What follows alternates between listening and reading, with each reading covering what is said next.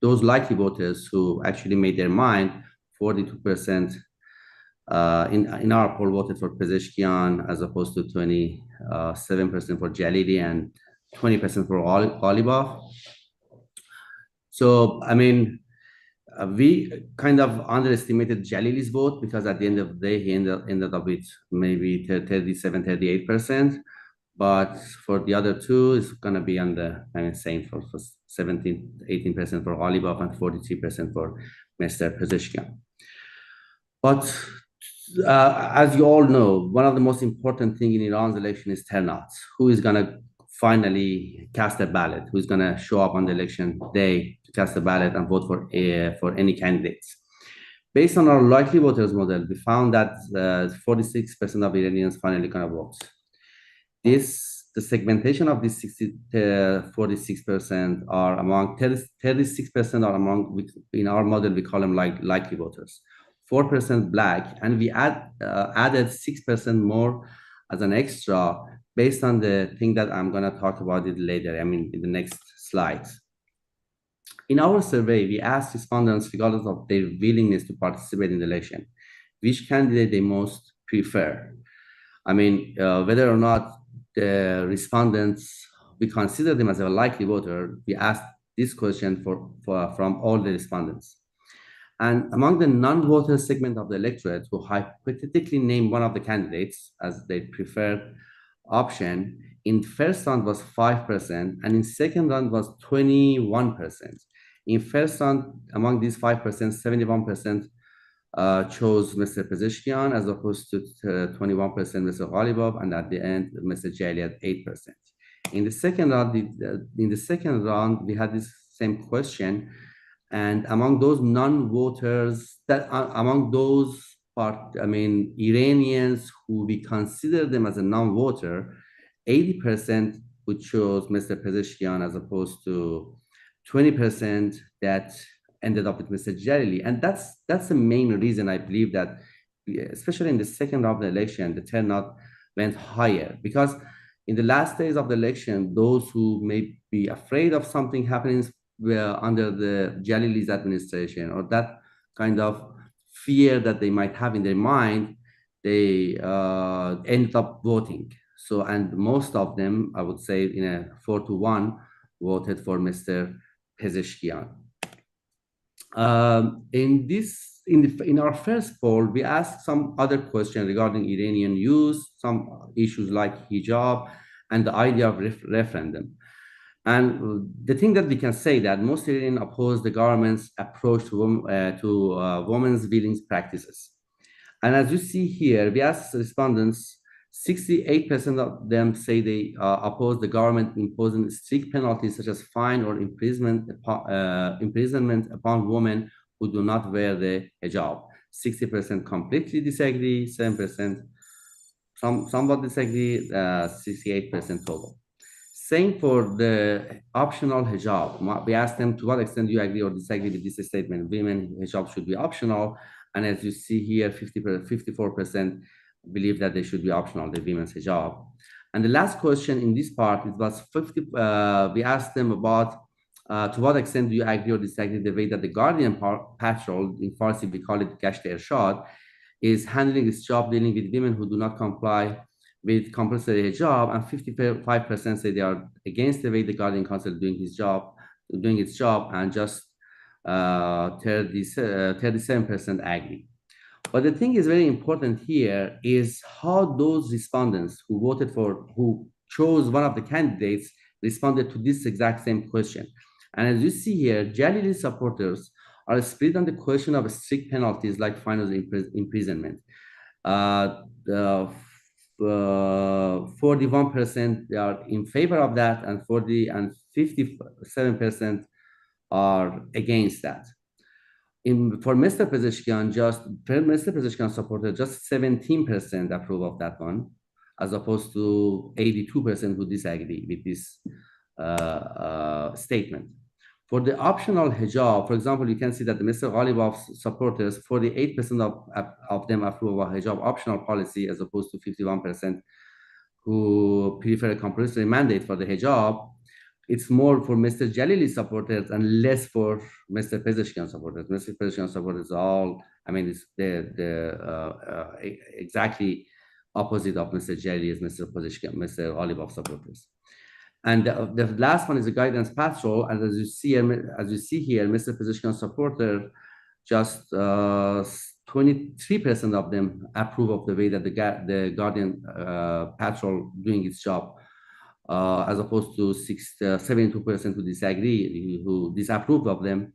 And as you see here from Mr. Jalili is totally different. In this question, we asked the idea of referendum. The question was exactly, to what extent you agree or disagree with this statement? In the case of important economic, political, social, and cultural matters, the people of Iran should have the power to call a national referendum to resolve the issues.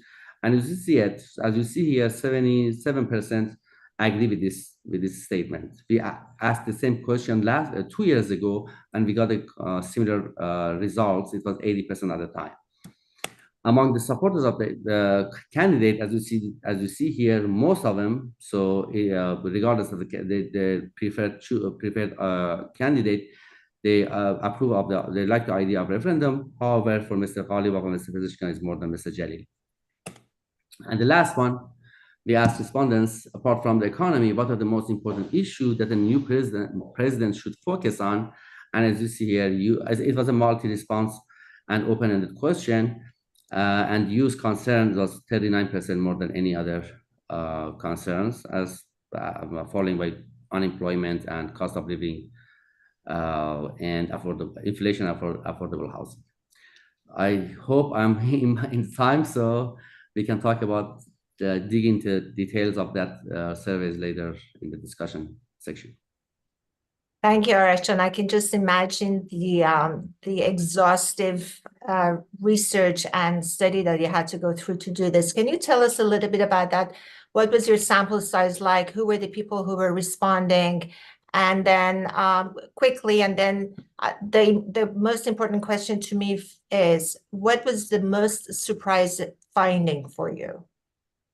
I mean, our sample size for the first one was 1,200. The margin of error was 2.7%. The second one was 970, I believe. And this is a phone interview with four speaking people? Yeah, it was again. All our interviews are based on our phone. What was the most surprising finding for you? What did you expect to get, and you got something completely different? I didn't put it here in this charts, but you could just tell us. Yeah, the most surprising thing that those uneducated Iranians or living in the rural area are less likely to participate in the election. And we found this one in the previous parliamentary election as well. Historically, I would say that Iranians who are uneducated or living in a rural area, they are most likely to vote in the election based on previous elections and polls. But in these two elections, parliamentary elections 4 months ago and the last month's presidential election, we found that Iranians, uneducated Iranians, those who do not have a college degree, or those who live in a rural area, are less likely to participate. That's a kind of surprising thing. That's an important point. I saw that in your a short paragraph that you had summarized your findings, and I want to come back to that because I think it's something that Holly and Alex can also speak to. Holly, it's good to see you. I know that your work is amazing on the Iranian youth. You just wrote an op-ed in the New York Times, wonderful op-ed about the discontent of the Iranian youth.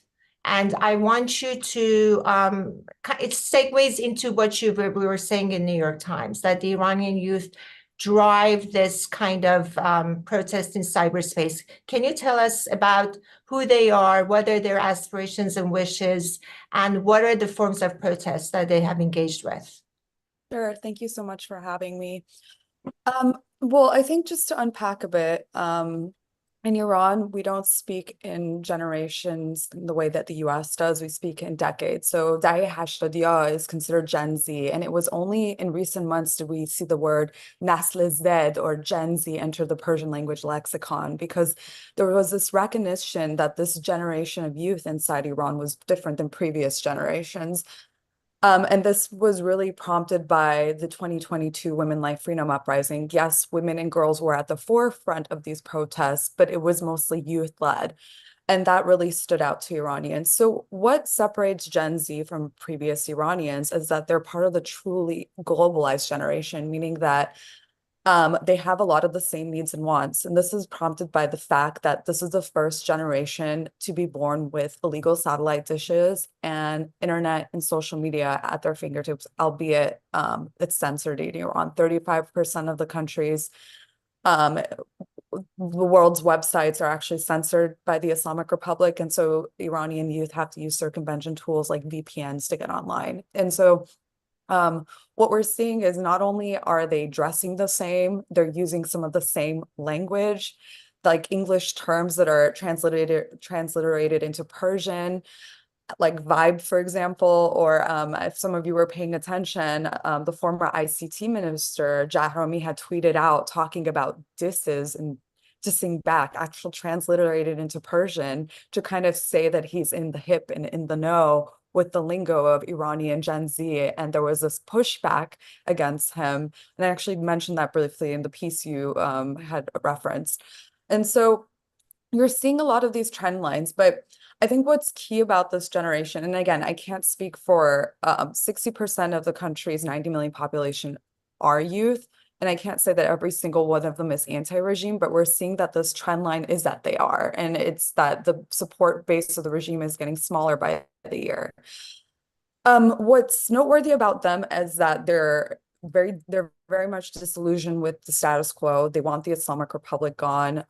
They don't see the situation on the ground changing. They see that there's systemic mismanagement, corruption, repression. So when they were just children, the 2009 post-election protests known the Green Movement had happened, and they were teenagers when bloody November 2019 had taken place.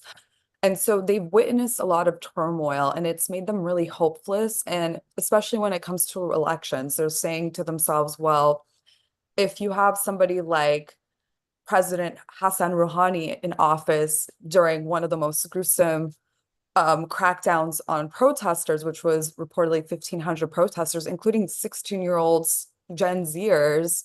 So what tells us that things are going to be any different under a so-called reformist like Masoud Pezeshkian? And so there's a lot of skepticism about their situation changing in the country.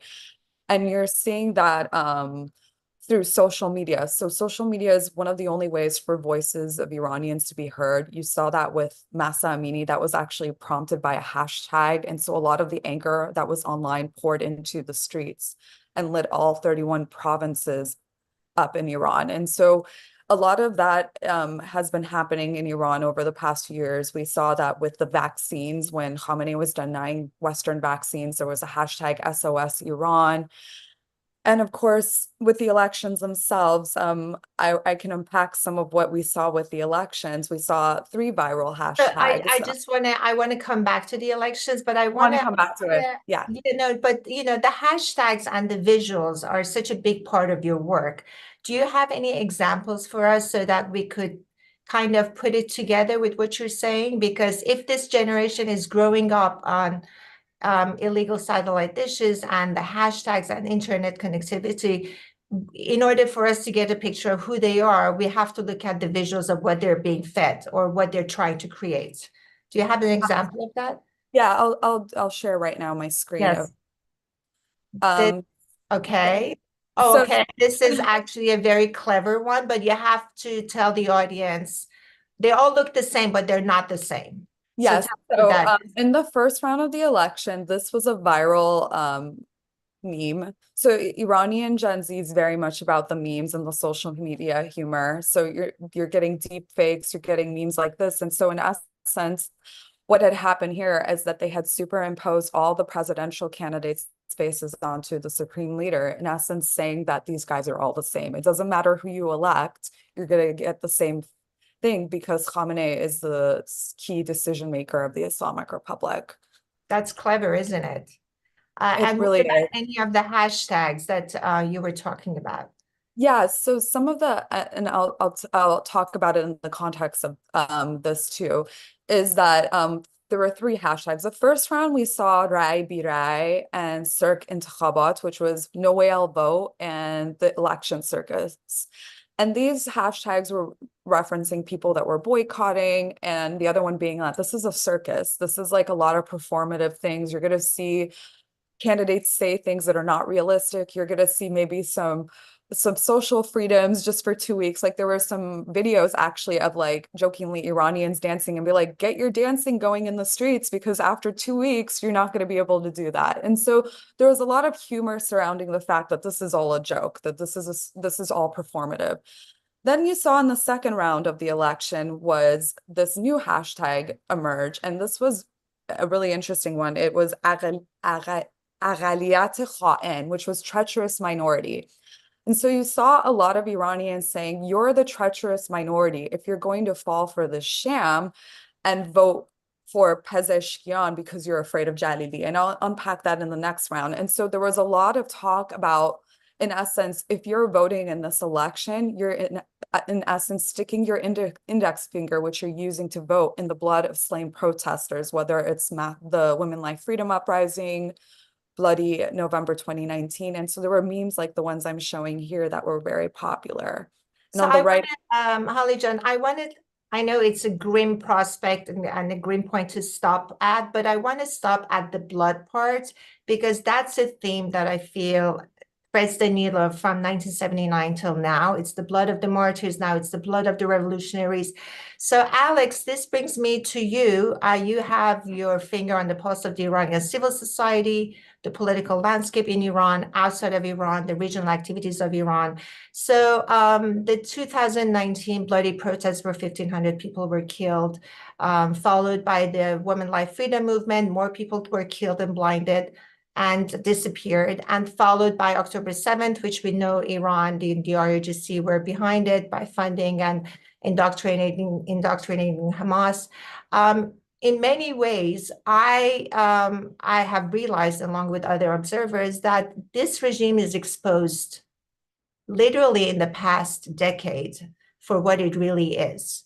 How do you reconcile the Islamic regime basically masquerading as this legitimate government, having elections and vetting the candidates and celebrating now the air quotes reformist president Pezeshkian?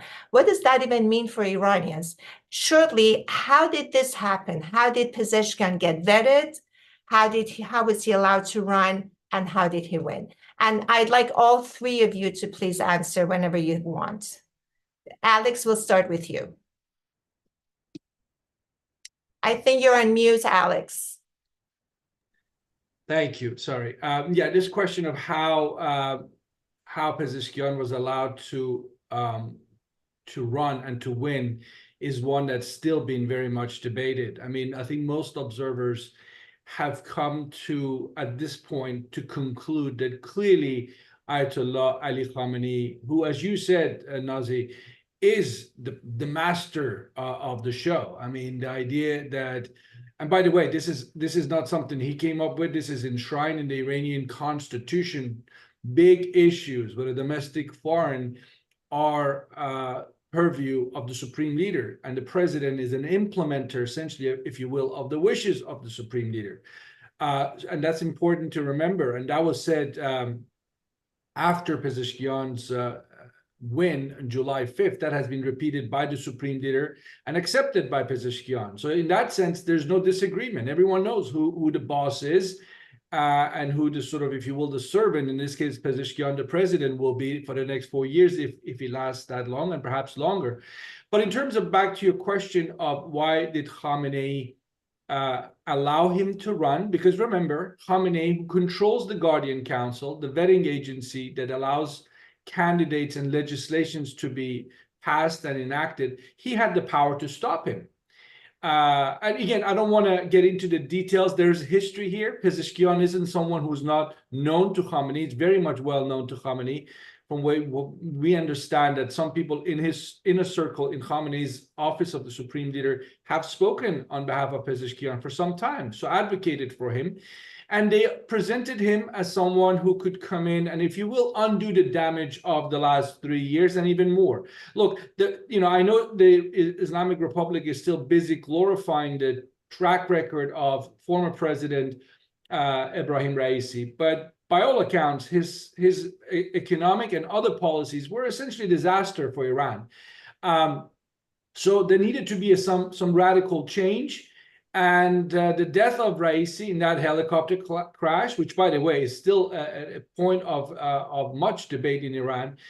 But the fact is that, here was an opportunity to go in a different direction slightly. And Pezeshkian was introduced. Pezeshkian was helped in many ways by Khamenei.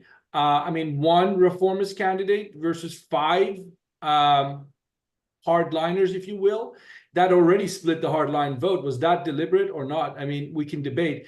But the point is, Pezeshkian was allowed to come in. And I think that, the idea that Khamenei didn't know he would win is far-fetched. Any reformist, anyone who claims to argue for change in the Islamic Republic has always won. We can go back to Mohammad Khatami's landslide victory in 1997, to the last one with Hassan Rouhani in 2013. When reformers are allowed to run in the Islamic Republic, they always win.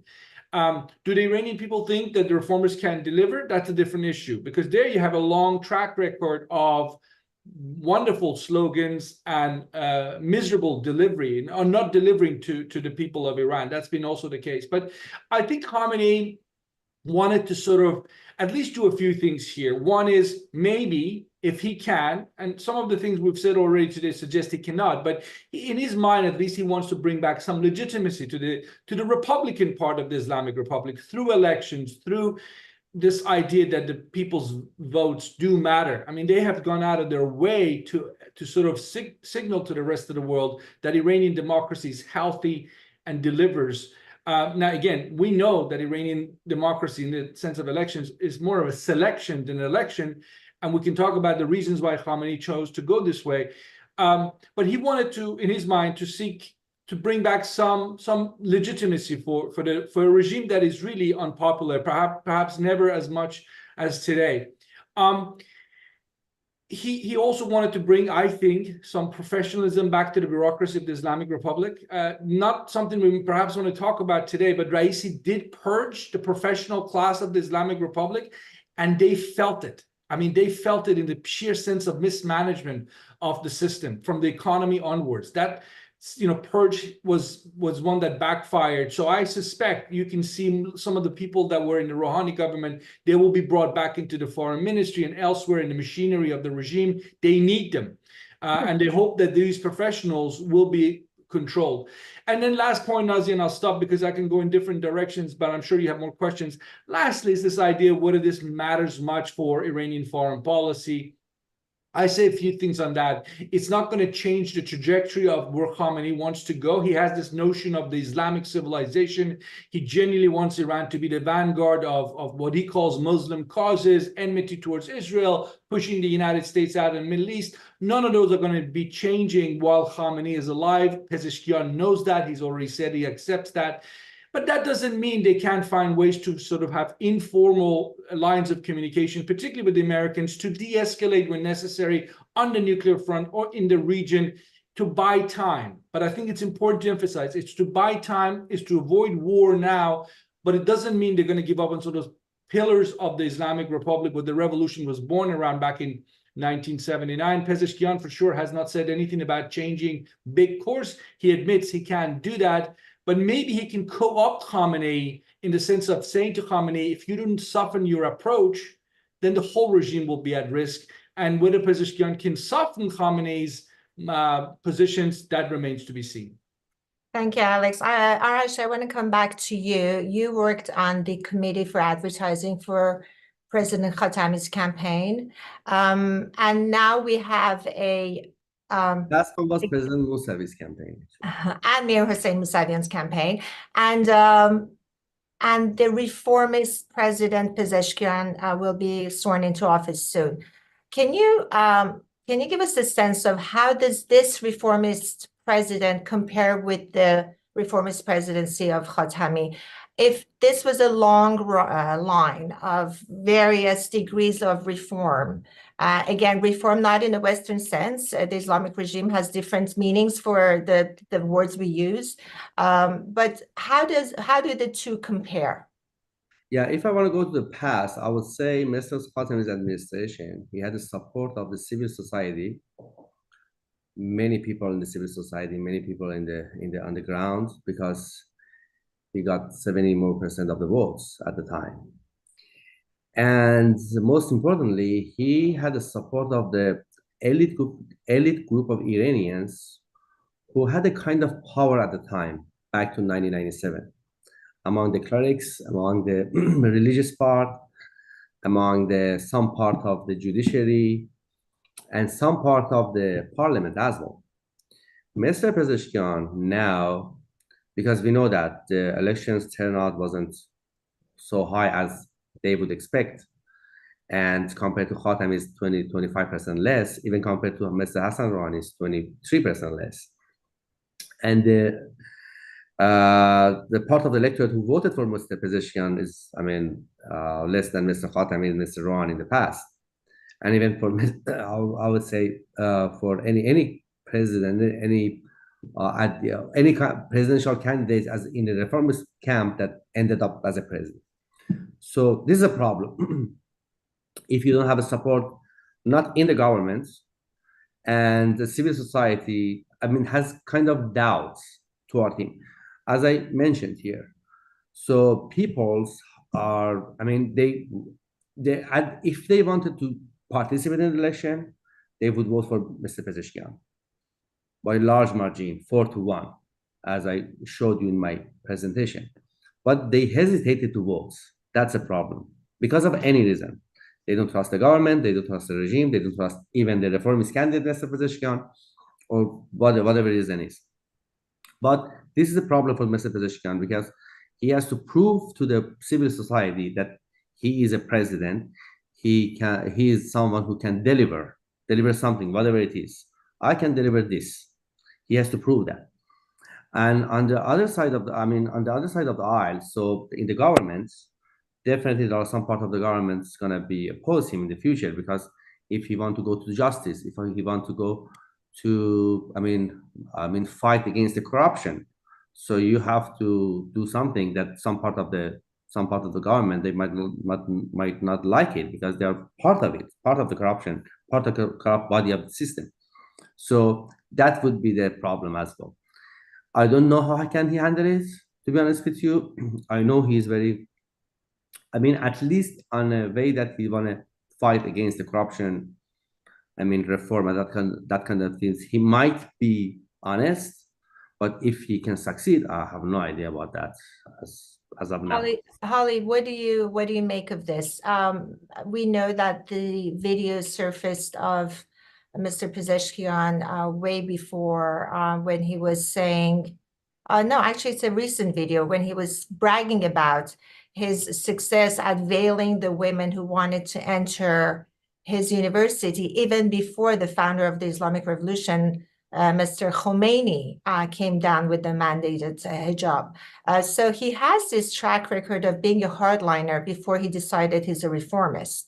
And you were just telling us about the youth bulge, where 60% of the Iranian people are under the age of 30. They know better. They're plugged in. 84% of Iranians are tuned into internet. They have internet access. What are they saying about this? Are they considering this as wolf in a sheep clothing? Will they be generally more excited and engaged to participate in any aspect of the Islamic regime? Or is the reform movement, as you have just published in another article, dead? How cynical are they? It's a lot to unpack. Yes, so many questions. I'm going to try to be as a moderator, I have the liberty to ask as many questions as I want. Yeah, no, of course. And I'll try to answer all of them accordingly. And hold me to account if I miss any of those points. I think one of the things we have to remember with this election is that 60% boycotted. They did basically said, we do not want the Islamic Republic. And that's something that gets lost because a lot of the media coverage is like reform, hope, because this candidate, and we emphasize like, this is a so-called reformist, he's limited in his abilities. And when you really unpack what he's been saying, they weren't even promises and they weren't even anything profound. He said he would loosen the restrictions on the internet. He was interested in ties with the West. But then there's been a misconstruing of his commentary about hijab, and you hit home about that briefly. But this is someone that there's known stories that when he was a medical student was wielding knives at his classmates for not abiding by mandatory hijab. And of course, the viral video that you talked about is him saying proudly that he was pushing people about the hijab issues before it was even a mandatory thing in the Islamic Republic. And it's those videos and those comments that are actually circulating online on social media. And so I'm going to go back to the memes only for a second, because I think, again, it's going to highlight what I was talking about. And so we No, please do. I find them very informative, actually. So one of the other memes were these two that were going viral was basically talking about how this reformist, so-called reformist candidate was being sold. So on the left, it's talking about how the reformists try to sell a reformist candidate. They always are saying, well, if you don't vote for the reformists, so if you don't vote for Khatami, Nataneh Nouri is going to win, the hardliner. If you don't vote for Mousavi, Ahmadinejad is going to win. If you don't vote for Rouhani, Raisi is going to win. And then more recently, if you don't vote for Pezeshkian, Jalili is going to win. So they really play into the fears of the Iranians. And if you talk to a lot of the voters that were like, okay, I didn't vote in the first round, but I voted in the second round, it's because they genuinely were worried. And to be fair, even state media outlets, one of them had said that a Jalili presidency would look like a mix of the Taliban in North Korea. So that was kind of the sentiment. It doesn't mean that things were really going to do an entire 180, but it was gonna, the slight difference was that their lives were only going to be improved marginally. It wasn't going to be something very profound. And so with the right memes, you're saying آخر امید برای درست شدن جمهوری اسلامی. And again, it's all the reformist candidates, and it's saying that the only hope for fixing or reforming the Islamic Republic. And so these memes were what were really circulating at the time. And then, of course, these are the other ones, was basically that Jalili and Pezeshkian were two sides of the same coin, or as somebody had tweeted out, two sides of a cut apple. And of course, the one you really like, which is the nooses. And this, a lot of Gen Zers were sharing these nooses. And another one was a variation of the morality police with pink bows. And that was going to be the difference between Pezeshkian and Jalili, that you're going to get this more softer version of the Islamic Republic, but it's still the Islamic Republic. And so when we unpack what's happening here is that you have a lot of skepticism, and you're not, I think a lot of Iranians aren't putting too much hope in what's happening. And I think it's because the past few years, there's been some things that have happened on the ground that are irreversible. And I talked about it earlier, the repression, the systemic mismanagement and corruption. The trust of the people with the Islamic Republic has been permanently eroded. And I don't think it could be bought back by doing these like little sweeteners of, oh, well, I'm against violence against women that aren't abiding by mandatory hijab, which is actually what Pezeshkian said. He never said he was going to remove the morality police off the streets, which has been a misreporting. So I think a lot of Iranians know what they're getting, but the whole point of this election to add Pezeshkian in as a sweetener was to stimulate the voters, to give legitimacy to the Islamic Republic.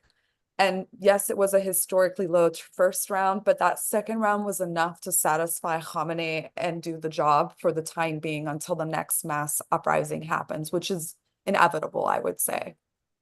I want to come back to the picture on the right. I don't know if all Iranians are starting to look the same to me, or that just looks like two halves of the same apple, but it's cleverly done.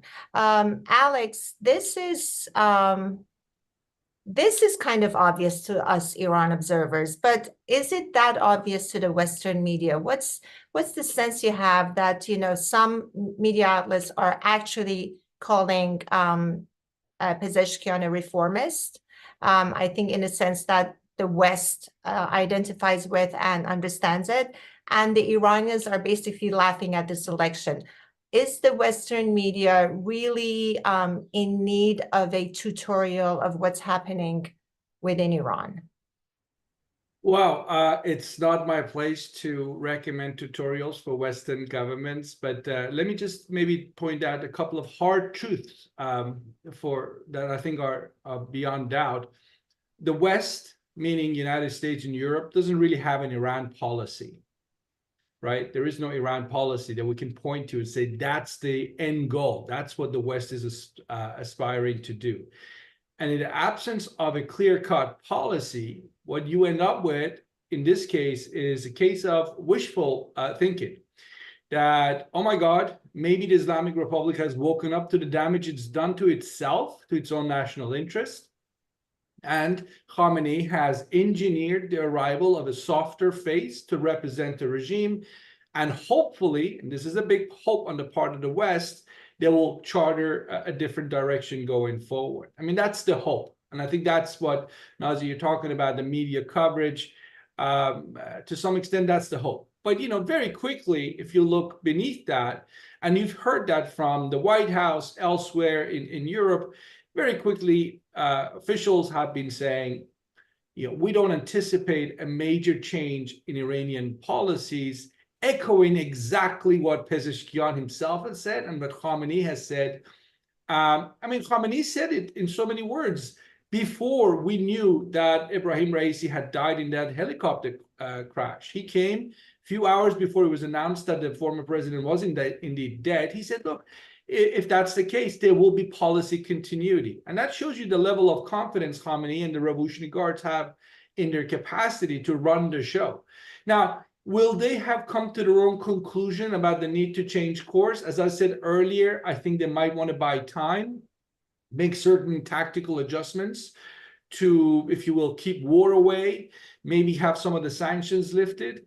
But I think fundamentally where the regime is stuck at is this notion that the world is changing, that the United States of today is not the United States of 50 years ago, that power is going to be distributed differently going forward, that Iran actually can afford not to have good ties with the Americans, not to give up on some of its fundamental foreign policy pursuits in the region elsewhere, and that time is on their side. Again, it's a big, risky proposition, but I think that's where Khamenei is at. But Pezeshkian has one thing I have to say. I heard what we just said about him as a person. Look, anybody who was in that revolution in 1979, and this man would have been in his early 20s, he would have done some pretty crazy things at his time, including this, I think it was Holly who said, you know, using a knife to intimidate female students. But 45 years later, maybe you can give him, you know, the chance to say, well, have you reflected on the last half a century and what the use of knife in society has brought you and your regime? Maybe it's time for you to change course. Maybe repression isn't the way forward. That's me being very optimistic about what Pezeshkian could do. Let's go with that argument for a second. Let's say he believes that what they have done as a regime collectively can continue forever. Then the presidency, even this president, who is at this point in time beholden to Khamenei, he has said in so many words, I wouldn't be president without Khamenei, right? So don't take my word for it. Pezeshkian knows he owes his job to Khamenei. But in the presidential office, once he's there, he can flex muscle. He will be in charge of a pretty significant bureaucracy. They can push back. The last president to really push back, in my view, was Mahmoud Ahmadinejad in his second term. It turned out terribly for him, got sidelined. But the president can push back. But I think Pezeshkian's first approach would be to seek to co-opt Khamenei and say the survival of your legacy depends on you softening, because if you don't, as I said earlier, he will risk the entire regime. Whether Pezeshkian can succeed in conveying this message to Khamenei, that's the big million-dollar question we have to wait and see. That's good. That's optimistic. Yeah, I mean, I think Arash was referring to how hope was the driver of actually participating in the elections, and Holly was on the same page with him. Arash, is there a reason why your questions were not pointed directly at the legitimacy of this regime? Like, would you like to have a regime change? Would that have been a question on the phone that would have been too dangerous to ask? I think you're muted. We Yes. may not get the true responses. That the point is this. So in our surveys, we never asked about Supreme Leader Khamenei, Ayatollah Khamenei. We are not asking about him. And technically, they're asking some question about the regime change or the legitimacy of regime, that kind of things. We can ask that kind of questions, but we have to be very cautious about that. How we gonna the wording of the question is very important. How we can trust the responses, and how can we get as much as possible the true responses of what they really believe. So because of these reasons, we hesitate to ask such questions in our surveys, because we want to be very, the way that we construct our surveys, that at the end of the day, we can say that, okay, with some some kind of certainty, we pretty much sure that the result is the same. The results are true responses. So, and we have some measures for that. But such a sensitive question that we mentioned, so it's not easy to ask. We might do it in the future.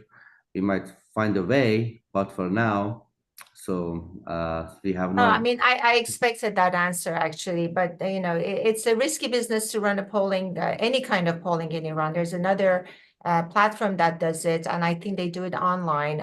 So whatever finding we can get, since there's so little connection, we're No, happy to have. the thing is here is very important. So we have to construct a survey that at the end of the day, scientifically, we can rely on. We Right. can defend it. We can say that by certain point, for example, 95% confidence, that with a margin of error 3-4%, this is a true response. And we trust it in our surveys in the presidential election, for example, and find the flaws and the issues that we might have.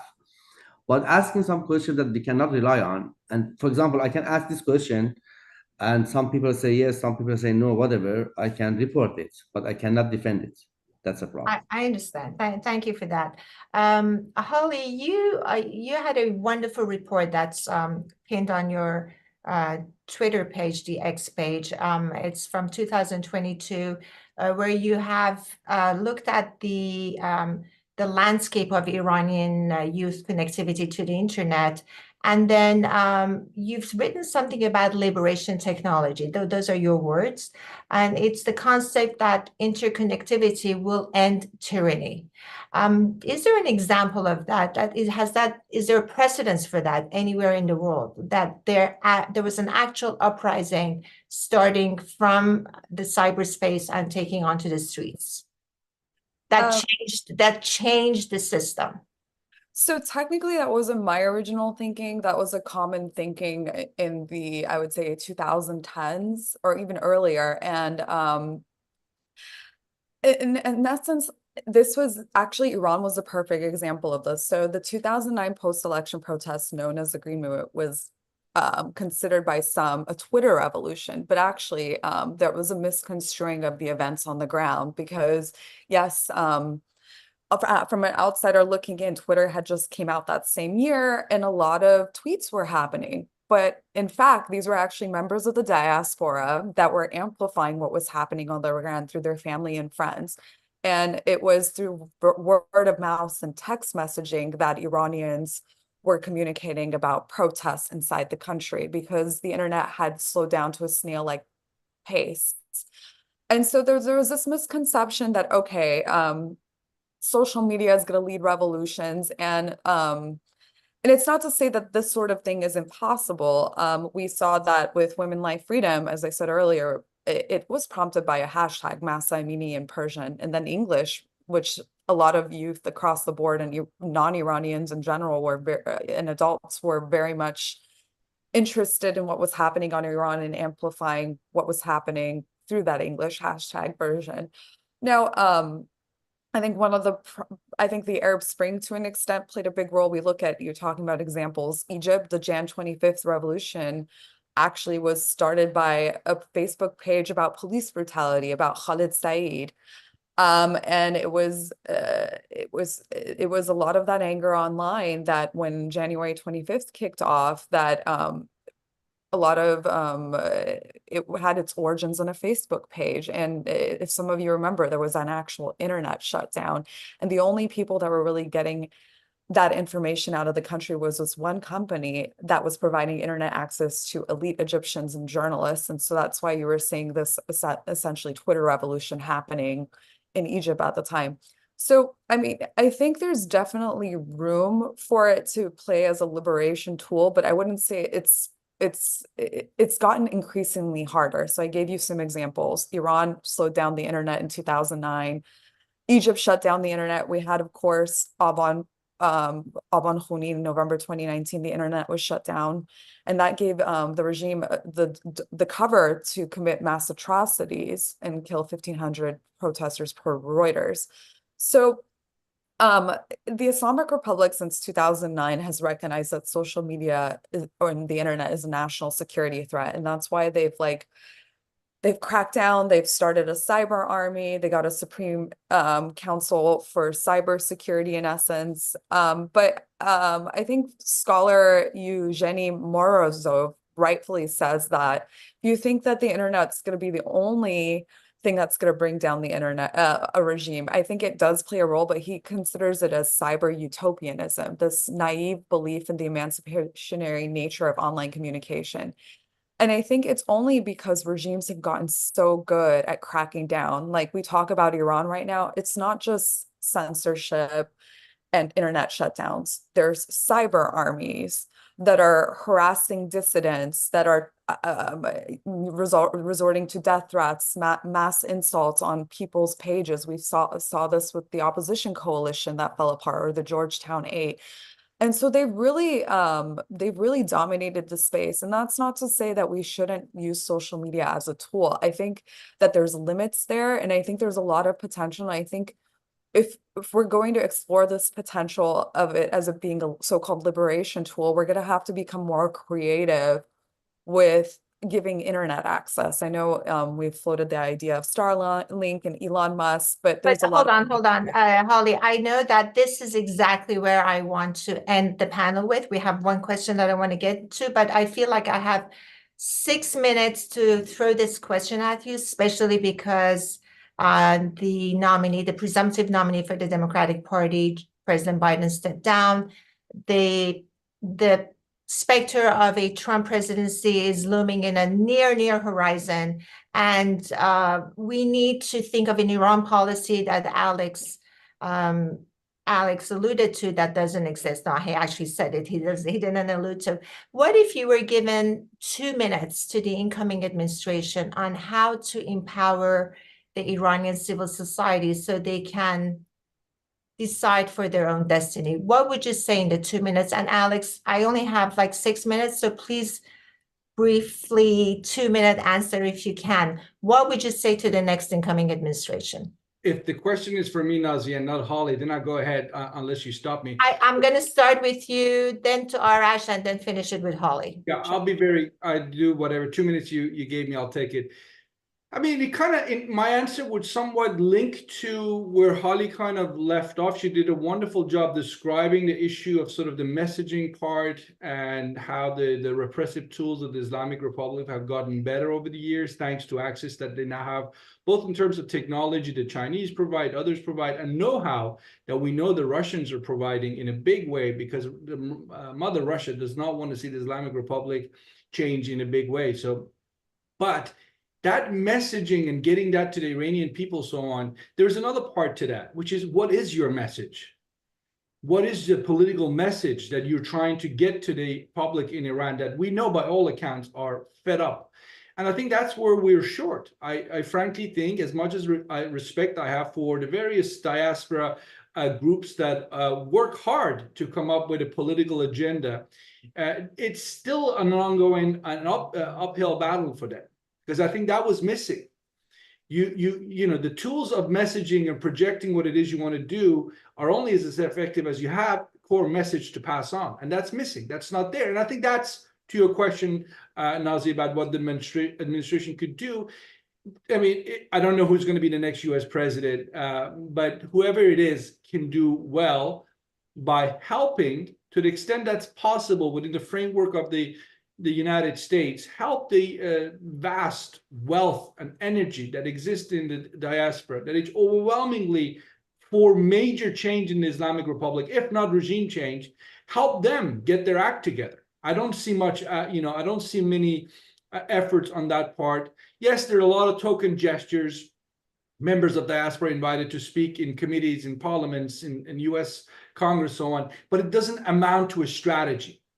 And I think that needs to be done. For that, you need a political will to really come up with an Iran policy. It's something I said earlier in my remarks. Once you have an Iran policy, then you look at what you need to do. One of the first steps you should take is to help the Iranian people at least think in terms of what they want, how they should go about it. And if you can do that, that's a major lift. And I think it would be a very important one to do. Thank you, Alex. John, it was more than 2 minutes, though, but that's okay. We still have time. All right, John, briefly, Alex is concentrating on messaging, part of the Iran policy that we don't have. Do you think the messaging from diaspora will sit well with the Iranian people who are giving up their lives and limbs on the streets in Iran to topple the regime? You're muted. The short answer is I don't know, to be honest with you, because the way that you find, they figure out how diaspora think is coming from a couple of ways. One of them is social media, but I don't know. I mean, those who are on social media, if they are real or not, and how can they represent the Iranian social media as a whole? I mean, the diaspora as a whole. So, because if you have a voice, you kind of go to Facebook. You're gonna, I would say Twitter, maybe Instagram, and speak out, right? But you might have voice. I don't want to talk. How about that part of it? That part of diaspora? How about that part of the people that think differently? So because we cannot hear from them, we cannot, say it's not that something we can gauge. That's what you're trying to involve them or get something that we don't know exactly what, because I work on statistics, polling, surveys, that kind of things. I want to be objective on if I want to say something. So no, you're a scientist, so I think that's where you're coming from. You want to have tangible data that you can work with. Sorry, so that's fine. Holly, you had very specific recommendations that I found very smart, and I want you to briefly go through your recommendations. Well, I would say we just talked about messaging for a bit. I think one of the Women Life Freedom Uprising was a real lost opportunity with Western governments. And I think that one of the big things we should have seen more talking about messaging is being more lockstep in it, seeing Canada, the United States, Europe, all have the same messaging around what was happening on the ground, what their thinking was. But I think that the fact that we don't have an Iran policy across the board is really telling of why that doesn't exist. Another thing we're starting to see progress on this front is that many Iranians inside the country have been calling for the IRGC to be designated. I know that's a controversial topic for some, but we just saw Canada designate. There's been a lot of push from the diaspora to designate in the UK and by the EU. I know there's some complications there, and there have been floating chatter with the new Labour government in the UK talking about designating. So I think that's an opportunity there that's happening. One of the other things we should be seeing more is opportunities in the United Nations. I know that the Islamic Republic has been like wiggling its way into different UN bodies, and it really hasn't been making noise, or unless you're tracking what's happening at the UN and the various UN bodies, you're not going to be aware of it. and they're able to rally the global South on their side in these issues. And I think there's ways and needs to kind of navigate that space that I think Western governments should definitely take advantage of to stop them from occupying these areas, whether it's women's rights, internet freedom, and they've been doing a lot of that. So I know that they got kicked off the CSW, but they're actually still attending those meetings. So I think there's a lot of opportunity there. And then on the topic of the diaspora, I know that we like ripping into them a lot. I think we're learning as a member of the diaspora. I think that we finally found our voice. And, the one thing I saw from Women Life Freedom is that this was the first time in decades you saw that people, the majority of the diaspora, were mirroring the wants and needs of the people inside Iran. I would say up until then, there was a real big divide on how to approach Iran. And the majority, and this was reflective of the time, was that people were pro-JCPOA, pro-rapprochement. And it was because Iranians inside Iran were celebrating when the deal had been signed. But I think that, we have to recognize we're not in 2015.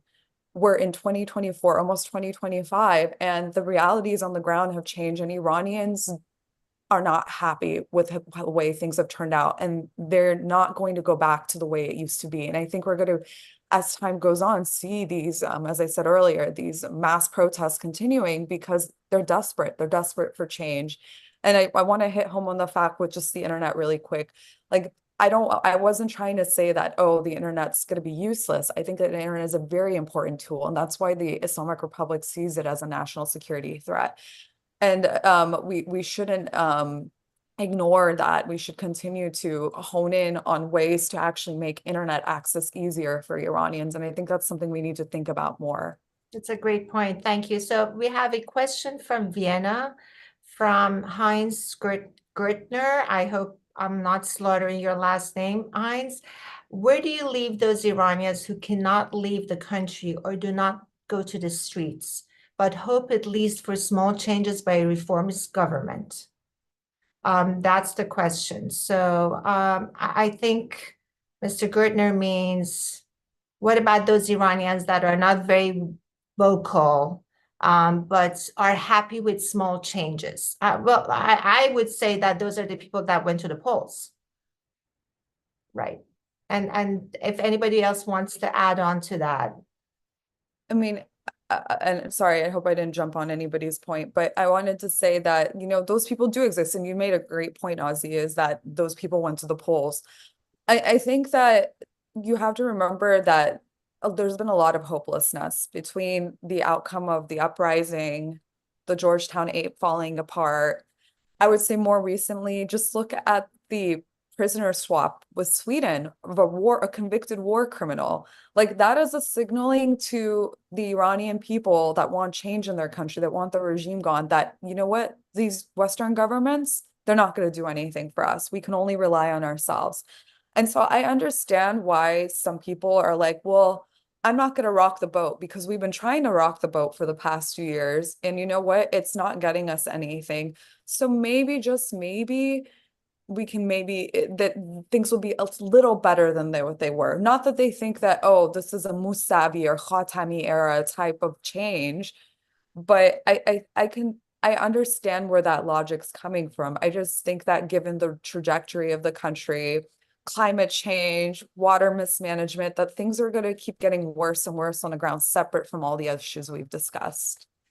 Thank you. I learned a lot. Thank you for all your remarks. It's exactly 11 o'clock. We're going to finish, and hopefully we'll continue this conversation in a different panel in the future. Alex, thank you for Middle East Institute for putting this thing together.